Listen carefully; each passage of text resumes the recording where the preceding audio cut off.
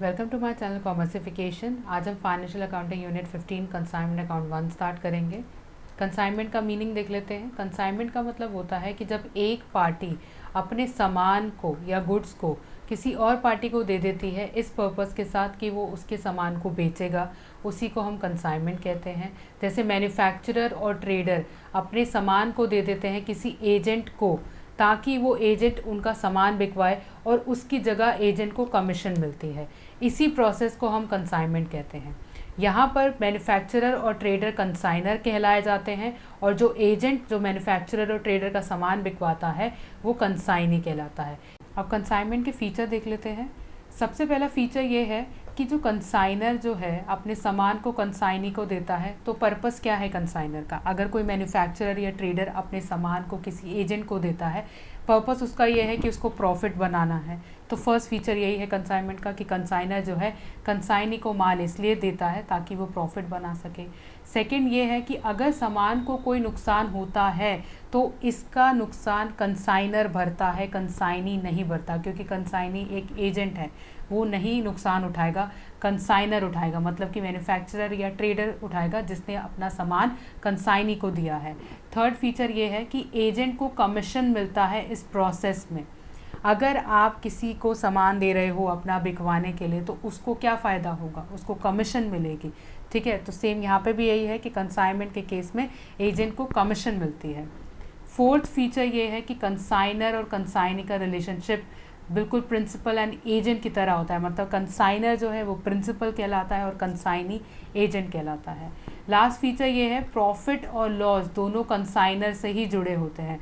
अगर कंसाइनमेंट के प्रोसेस में प्रॉफिट होता है तो वो कंसाइनर का है, अगर नुकसान होता है, समझ लो कि माल का कुछ नुकसान हो जाता है या डैमेज हो जाता है, तो वो भी कंसाइनर की ही जिम्मेदारी है, कंसाइनी की जिम्मेदारी नहीं है। आगे बढ़ते हैं। अब हम डिफरेंस देखेंगे कि कंसाइनमेंट और सेल में क्या डिफरेंस होता है। सबसे पहला है पार्टीज। कंसाइनमेंट में दो पार्टी इन्वॉल्व होती है, first is consignor, another is consignee, जिसके बारे में हमने अभी पढ़ा। सेल में कौन सी दो पार्टी इन्वॉल्व होती हैं, seller and buyer. Second difference क्या है, ऑनरशिप ऑफ गुड्स। कंसाइनमेंट के केस में ऑनरशिप जो है वो कंसाइनर के पास ही रहती है। इसका मतलब क्या हुआ, फॉर एग्जाम्पल मैंने किसी एजेंट को कार बिकवाने को कहा, ठीक है, तो कार तो मैंने उसको दे दी कि ये कार बेचनी है, बिकवानी है, तो कार मैंने उसे दे दी, लेकिन उसको मालिकाना हक नहीं दिया। मैंने उसको मालिकाना हक नहीं दिया, केवल कार दी है, मतलब पोजेशन दी है। मालिकाना हक अभी भी मेरे पास ही है, ऑनरशिप अभी भी मेरे पास ही है। तो इसीलिए कंसाइनमेंट के केस में जो ऑनरशिप होती है गुड्स की वो कंसाइनर के पास रहती है, कंसाइनी के पास नहीं जाती है। पर सेल में क्या है, जैसे ही आपने किसी को सामान बेचा वो उसका मालिक बन जाता है। फॉर एग्जाम्पल मेरा शोरूम है कार्स का और मैंने किसी को कार बेची, बायर ने कार खरीदी है और जैसे ही मैंने उसको कार बेची तो वो उसका मालिक बन जाता है। तो ये डिफरेंस है, ठीक है। Third is relationship between parties. Consignor और कंसाइनी कंसाइनमेंट के केस में प्रिंसिपल एंड एजेंट कहलाते हैं और सेल में सेलर और बायर का रिलेशनशिप क्या होता है, डेटर्स एंड क्रेडिटर्स के तौर पे होता है। Next is risk of goods. Risk of goods कौन उठाता है, कंसाइनर उठाता है। अगर कोई भी गुड्स को नुकसान होता है, जब तक वो माल बिक नहीं जाता तब तक कंसाइनर की जिम्मेदारी है उसका रिस्क उठाने का। कुछ डैमेज हो जाता है तो कंसाइनर उठाता है, कंसाइनी नहीं उठाता। और सेल के केस में क्या होता है, बायर उठाता है। जैसे ही आपने सामान बेचा, बायर की जिम्मेदारी है भाई कुछ भी गुड्स को डैमेज होगा, ठीक है। Next is consideration. कंसिडरेशन का मतलब क्या है कि इस प्रोसेस में किसको क्या फ़ायदा हो रहा है। कंसाइनमेंट के केस में कंसाइनर को प्रॉफिट मिलता है या फिर नुकसान होता है तो वो नुकसान भी झेलता है कंसाइनर, और कंसाइनी को कमीशन मिलती है माल बिकवाने के लिए। सेल में क्या होता है, सेलर को प्रॉफिट होता है, ठीक है। तो ये कंसिडरेशन है। आई होप आपको कंसाइनमेंट और सेल में डिफरेंस समझ में आ गया। अच्छा, कुछ इंपॉर्टेंट टर्म्स अब डिस्कस करेंगे जो कि कंसाइनमेंट के केस में हमें डिस्कस करने चाहिए। फर्स्ट है इसकी परफॉर्मा इनवॉइस। परफॉर्मा इनवॉइस क्या होता है, वो एक ऐसा इनवॉइस होता है जो कि कंसाइनर इशू करता है कंसाइनी को। कौन इशू करता है, कंसाइनर कंसाइनी को इशू करता है। उसमें कंसाइनर ये मेंशन करता है कि कौन कौन से गुड्स वो कंसाइनी को दे रहा है, उसका क्या वैल्यू है, कौन कौन से एक्सपेंसेस उससे रिलेटेड इंकर्ड होने वाले हैं, क्या ट्रांसपोर्टेशन होगा और कितने में माल बिकना चाहिए, मतलब एक्सेप्टेबल सेलिंग प्राइस, मतलब कितने पे कंसाइनी को वो माल बेचना चाहिए, वो भी परफॉर्मा इनवॉइस पे मेंशन होता है। Second is account cell. Account cell एक स्टेटमेंट होती है जो कि कंसाइनी देता है, ठीक है। एक बात का ध्यान रखना, परफॉर्मा इनवॉइस कंसाइनर देता है और अकाउंट सेल कंसाइनी देता है। तो अकाउंट सेल के बारे में क्या बोल रही थी कि अकाउंट सेल जो है एक स्टेटमेंट होती है जो कि कंसाइनी कंसाइनर को देता है और बताता है कि कौन कौन सा सामान और कितनी क्वांटिटी में बिका है और कौन कौन सा सामान बिका है और कितने की सेल हुई है, कौन कौन से खर्चे कंसाइनी ने उठाए हैं और कंसाइनी को कितनी कमीशन मिलनी चाहिए उन गुड्स पे जो कि उसने बेचे हैं, वो सब कुछ अकाउंट सेल्स में मेंशन किया जाता है। Third is commission. कमीशन का मतलब वो पैसा जो कि कंसाइनी को मिलता है कंसाइनर के सामान को बिकवाने के बाद। कमीशन दो टाइप की होती है, पहली होती है ऑर्डिनरी कमीशन, दूसरी होती है स्पेशल कमीशन। सबसे पहले ऑर्डिनरी कमीशन समझते हैं। ऑर्डिनरी कमीशन कैसे कैलकुलेट होती है, कितने की सेल हुई multiply by fix percentage of commission. For example consignee ने 1 लाख रुपए की सेल करवाई है, उसे 2% कमीशन मिल रही है कंसाइनर से, ठीक है। तो ये हो गया ऑर्डिनरी कमीशन। अब इसे हम ऑर्डिनरी क्यों बोल रहे हैं, पहले ये समझिए। ऑर्डिनरी इसलिए बोला जा रहा है कि समझ लीजिए कि अगर बायर ने 1 लाख रुपए का सामान खरीदा है और वो 1 लाख रुपए नहीं देता है कंसाइनर को, तो इसमें कंसाइनी की कोई जिम्मेदारी नहीं होती कि वो उसको 1 लाख रुपए बायर से दिलवाए, ठीक है। तो मैंने यहीं पे यही लिखा है कि कंसाइनर को अगर ऑर्डिनरी कमीशन मिलती है तो वो रिस्पॉन्सिबल नहीं होगा किसी बैड डेट के लिए, या फिर अगर क्रेडिट सेल हो रही है कि उससे पेमेंट दिलवाए, बायर से पेमेंट दिलवाए, तो ये कंसाइनी की जिम्मेदारी नहीं होती, इसीलिए हम इसे ऑर्डिनरी कमीशन कहते हैं। नेक्स्ट है स्पेशल कमीशन। स्पेशल कमीशन किस केस में दी जाती है, स्पेशल कमीशन तब दी जाती है जब कंसाइनी माल को बिकवाने के साथ साथ कुछ और भी जिम्मेदारियां निभाता है, ठीक है। समझ में आ गया क्या होता है। स्पेशल कमीशन कंसाइनी को तब दी जाती है जब वो माल को बिकवाने के साथ साथ कुछ और जिम्मेदारियां भी फुलफिल करता है और उस जिम्मेदारियों को फुलफिल करने के लिए हम जो पैसा उसको देते हैं वो स्पेशल कमीशन कहलाता है, ठीक है। स्पेशल कमीशन भी दो टाइप की होती है, एक होती है ओवरराइडिंग कमीशन, दूसरी होती है डेल केडार कमीशन। पहले ओवरराइडिंग कमीशन समझते हैं। ओवरराइडिंग कमीशन तब दी जाती है कंसाइनी को अगर वो कोई न्यू प्रोडक्ट को मार्केट में लॉन्च करने में मदद करवाता है, या फिर वो दूसरे एजेंट्स की परफॉर्मेंस हमें बताता है कि बाकी एजेंट्स कैसे काम कर रहे हैं, या फिर अगर आपने जो सेलिंग प्राइस फिक्स किया था उससे ज़्यादा में एजेंट माल बिकवा दे। फॉर एग्जांपल आपने अपने एजेंट को कहा कि इस प्रोडक्ट को आपको 100 रुपये में बिकवाना है पर वो 120 रुपये में बिकवा देता है, तो आप उसे ओवरराइडिंग कमीशन दोगे, ठीक है। तो ओवरराइडिंग समझ में आ गया। Next is del credere commission. Del credere का मतलब क्या होता है कि अगर कंसाइनी एडिशनल रिस्पॉन्सिबिलिटी फुलफिल करता है। एडिशनल रिस्पॉन्सिबिलिटी कौन कौन सी हुई, या तो बैड डेट रिकवर करवाना, मतलब कि आपने 1 लाख रुपए का माल बेचा था, कंसाइनी के थ्रू बेचा था, एजेंट के थ्रू आपने अपना 1 लाख रुपए का माल बिकवाया, पर जो बायर है उसने 1 लाख रुपए नहीं दिए, तो इस केस में कंसाइनी जो है आपको 1 लाख रुपए वसूलने में मदद करवाता है, ठीक है। तो उसको डेल केडार कमीशन मिलेगी। या फिर समझ लीजिए कि बायर बिल्कुल पैसा देता ही नहीं है, उसने कंसाइनी ने पूरे एफर्ट्स मार लिए कि वो 1 लाख रुपए बायर से निकलवाए, पर फिर भी बायर से 1 लाख रुपए नहीं निकलवाए जाते, तो कंसाइनी उसका नुकसान उठाता है। 1 लाख रुपए का नुकसान कंसाइनी उठाता है, तो इस केस में भी आप डेल केडार कमीशन कंसाइनी को देंगे। आई होप आपको special commission and ordinary commission में डिफरेंस समझ में आ गया होगा। फिर से बता देती हूँ, ऑर्डिनरी कमीशन केवल माल बिकवाने के लिए दी जाती है, स्पेशल कमीशन तब दी जाती है जब आप कंसाइनी को कुछ और रिस्पॉन्सिबिलिटीज़ भी फुलफिल करने को कहते हो माल बिकवाने के साथ, ठीक है। हमने जो अभी 3 टाइप की कमीशन समझी है, ऑर्डिनरी कमीशन, ओवरराइडिंग कमीशन और डेल केडार कमीशन, अब हम उनका कैलकुलेशन देखेंगे कि कैसे किया जाता है। समझ लीजिए एग्जाम्पल ये है कि टॉम जो कि कंसाइनर है, उसने 2000 टायर्स दिए हैं जेरी को जो कि कंसाइनी है या फिर एजेंट है, और टॉम ने कहा है कि इन 2000 टायर्स को नॉर्मल सेलिंग प्राइस मतलब कि 60 रुपये में बिकवाना है। ठीक है, अब यहाँ पे हम तीनों टाइप की कमीशन को समझेंगे। कंडीशन 1 ये है कि अगर नॉर्मल सेलिंग प्राइस पे जेरी माल बेच देता है तो 5% कमीशन मिलेगी, मतलब कि ऑर्डिनरी कमीशन मिलेगी। सेकेंड सिचुएशन ये है over and above selling price, मतलब कि 60 रुपये से ज़्यादा में माल बिकवा देता है तो उसको 10% एडिशनल कमीशन दी जाएगी, मतलब ये हो गया over adding commission. Third situation ये है कि उसे 1.5 डेल केडार कमीशन दी जाएगी अगर वो बैड डेट का नुकसान उठाता है। तो अब तीनों कंडीशन को या तीनों सिचुएशन को हम समझते हैं। पहली सिचुएशन ये है ऑर्डिनरी कमीशन की। समझ लीजिए कि वो 2000 टायर में से 1500 टायर बिकवा देता है नॉर्मल सेलिंग प्राइस पे, तो उसको क्या मिलेगी? ऑर्डिनरी कमीशन मिलेगी। 1500 को मल्टीप्लाई करेंगे 60 से, 2000 में से वो 1500 यूनिट बिकवा पाता है 60 रुपये में, मतलब कि जो कि फिक्स किया था प्राइस टॉम ने, मल्टीप्लाई करके क्या आता है 90,000, और इसमें कितनी कमीशन मिल रही है? 5% मिल रही है। 5% ऑर्डिनरी कमीशन मिल रही है, 5% निकालेंगे कितना आता है? 4500 जेरी को मिलेगी ऑर्डिनरी कमीशन। ठीक है, और सेकेंड टाइप की कमीशन क्या थी? ओवर राइडिंग कमीशन थी। और ओवर राइडिंग कमीशन इस केस में मिलेगी जेरी को कि अगर वो 60 रुपये से ज़्यादा में माल बिकवा देता।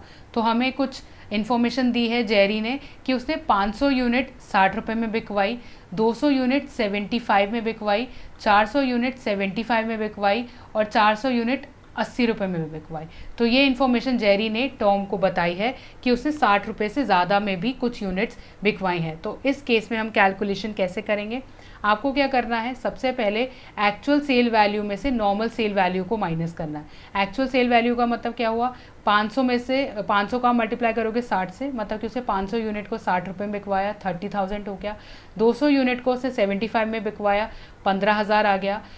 400 यूनिट को 75 में बिकवाया, 30,000 आ गया। 400 यूनिट को उसने 80 में बिकवाया, 32,000 आ गया। इन चारों को ऐड करेंगे, हमारे पास एक्चुअल टोटल सेल वैल्यू आ जाएगी 1,07,000।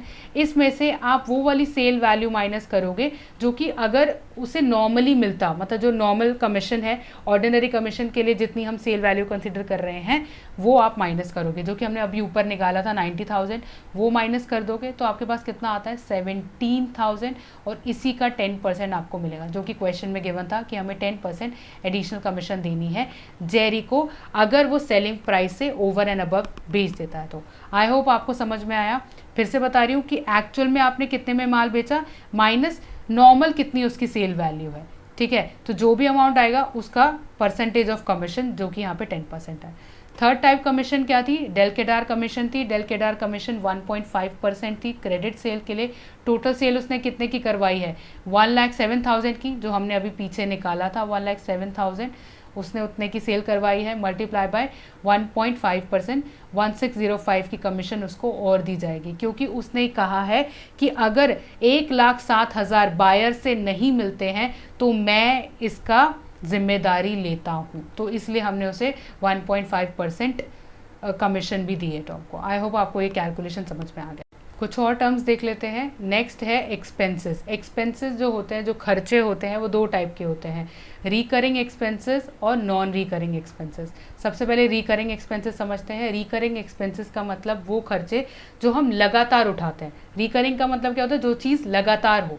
तो रिकरिंग एक्सपेंसेस जो खर्चे लगातार कंसाइनर उठाता है सामान को देने के बाद कंसाइनी को, तो उन खर्चों को हम रिकरिंग एक्सपेंसेस कहते हैं। For example advertisement expenses, discount देना बिल पे या बैड डेट, ये खर्चे कंसाइनर जो है लगातार उठाता है। कंसाइनर के अलावा कंसाइनी भी कुछ ऐसे खर्चे हैं जो लगातार उठाता है। फॉर एग्जांपल गोडाउन का रेंट, क्योंकि वो सामान रख रहा है तो वो कहीं ना कहीं रखेगा, गोडाउन तो लेगा, तो उसका रेंट पे करना, या फिर गोडाउन का इंश्योरेंस, तो दोनों ही रिकरिंग एक्सपेंसेस बियर करते हैं, कंसाइनर भी और कंसाइनी भी। नेक्स्ट आता है non recurring expenses. Non recurring expenses वो खर्चे होते हैं जो कि बार बार नहीं उठाए जाते, once in a while he उठाए जाते हैं। इसका आधा खर्चा कंसाइनर का होता है और आधा कंसाइनी का। जैसे मैंने यहाँ पे बताया है कि कंसाइनर को कुछ खर्चे उठाने पड़ते हैं जब वो गुड्स भेजता है कंसाइनी को, फॉर एग्जांपल पैक करवाना, कार्ट्रेज, लोडिंग चार्जेस या फ्रेट। ठीक है, सिमिलरली कंसाइनी को भी नॉन रिकरिंग एक्सपेंसेस बियर करने पड़ते हैं जब वो गुड्स रिसीव करता है। कौन कौन से खर्चे होते हैं? जैसे custom duty, unloading charges, octroi etcetera. Next term is advance. Advance क्या होता है कि कंसाइनर जो होता है कंसाइनी से कभी कभार एडवांस में पैसा मांग लेता है उन गुड्स के लिए जो कि वो उसको दे रहा है एज अ सिक्योरिटी, तो इसको हम कहते हैं एडवांस। अब हम जर्नल एंट्री समझेंगे कि इस कंसाइनमेंट के प्रोसेस को अकाउंटिंग कैसे की जाती है इसकी। सबसे पहले हम देखेंगे कंसाइनर अपनी बुक में कंसाइनमेंट का अकाउंटिंग कैसे करता है। जब गुड सेंड करता है कंसाइनर कंसाइनी को, तो कंसाइनर एंट्री करता है consignment account debit to goods sent on consignment. जो खर्चे कंसाइनर उठाता है उसकी एंट्री वो कैसे करेगा, consignment account debit to cash bank account credit. Third is अगर कंसाइनी से कोई एडवांस रिसीव होता है, सेल नहीं हुई है, एडवांस रिसीव, मैंने जैसे आपको पीछे बताया था टर्म में कि कंसाइनर जब कंसाइनी को माल भेज देता है और सिक्योरिटी के लिए उससे पैसा मंगवा लेता है एडवांस में, तो उसे कंसाइनी कहते हैं। ये सेल का पैसा नहीं है, बस एक तरह से सिक्योरिटी है जो कि कंसाइनर रिसीव करता है कंसाइनी से। तो इसकी एंट्री क्या होगी, cash and bank account debit to consignee's account. Next is bill receive होता है कंसाइनी से और वो डिस्काउंट करवा लेता है बैंक से, मतलब कंसाइनी से बिल रिसीव हुआ और कंसाइनर जो है उसे डिस्काउंट करवा लेता है बैंक से, तो इसकी एंट्री क्या होगी, cash and bank account debit क्योंकि पैसा आ रहा है, डिस्काउंट अकाउंट डेबिट क्योंकि आपका खर्चा हुआ, टू बिल रिसीवेबल अकाउंट। ठीक है। नेक्स्ट इज गुड सोल्ड, जब माल बिकवा देता है कंसाइनी तो एंट्री क्या होगी, सेल के दौरान एंट्री होगी consignee account debit to consignment. Expenses incurred भी करने पड़ते हैं, जैसे मैंने कहा था खर्चा उठाने की जिम्मेदारी कंसाइनर की होती है, तो एंट्री क्या होगी, consignment account debit to consignee. और जब आप कमीशन दोगे कंसाइनी को तो एंट्री क्या करोगे अपनी बुक्स में, consignment account debit to consignee's account. ठीक है। समझ लीजिए कभी कभार गुड्स रिटर्न भी हो जाते हैं या सामान नहीं बिकता है या फिर बायर से ही वापस आ जाता है सामान, तो आप कंसाइनर कैसी अपनी बुक में एंट्री करेगा, goods sent on consignment account debit to consignment account. ठीक है। जो बिल्कुल ये उसकी रिवर्स एंट्री है, जो आपने गुड्स भेजे थे तो एंट्री क्या करी थी, consignment account debit to goods sent on consignment, बस इसका उल्टा कर देना है अगर गुड्स वापस आ जाते हैं तो। आगे बढ़ते हैं। बैड डेट हो जाए, अगर बायर पैसा ना दे तो एंट्री क्या होगी, consignment account debit to consignor. और ये एंट्री आप तभी पास करोगे अगर आप कोई स्पेशल कमीशन नहीं दे रहे हो। ठीक है। Next is profit and loss. Next है profit and loss. Profit and loss कैसे पता चलेगा, जब कंसाइनमेंट अकाउंट को फाइनलाइज किया जाएगा। फाइनलाइज का मतलब ये है जब उसका बैलेंस निकाला जाएगा। अगर क्रेडिट साइड ज़्यादा है और डेबिट साइड कम है तो प्रॉफिट निकलेगा, अगर डेबिट साइड ज़्यादा है और क्रेडिट साइड कम है तो लॉस निकलेगा। और जो भी प्रॉफिट लॉस निकलेगा उसको हमें P&L अकाउंट में ट्रांसफ़र करना है, तो उसकी एंट्री क्या होगी, consignment account debit to P&L account अगर प्रॉफिट होता है तो, अगर नुकसान होता है तो P&L account debit to consignment account. Next entry क्या करनी होगी, जब कंसाइनर फाइनल अकाउंट्स प्रिपेयर कर रहा होगा तो उसको एक क्लोजिंग एंट्री पास करनी होगी उन गुड्स के लिए जो कि उसने कंसाइनमेंट के लिए भेजे हैं। एंट्री क्या होगी, goods sent on consignment account debit to trading account. Next is consignment stock, मतलब unsold goods at the time of preparing final accounts by the consignor. इसका मतलब क्या है, जब कंसाइनर फाइनल अकाउंट्स प्रिपेयर कर रहा होगा, ऐसा सामान भी होगा जो नहीं बिका होगा, तो उस टाइम पे कंसाइनर क्या एंट्री पास करेगा, consignment stock account debit to consignment account. लेकिन एक बात का ध्यान रखना है, ये एंट्री आपको तभी पास करनी है जब आप कोई स्पेशल कमीशन कंसाइनी को नहीं दे रहे हैं। तो अगर आपको मेरी ये वीडियो पसंद आई है तो लाइक कीजिए, शेयर कीजिए, सब्सक्राइब कीजिए मेरे चैनल कॉमर्सिफिकेशन को।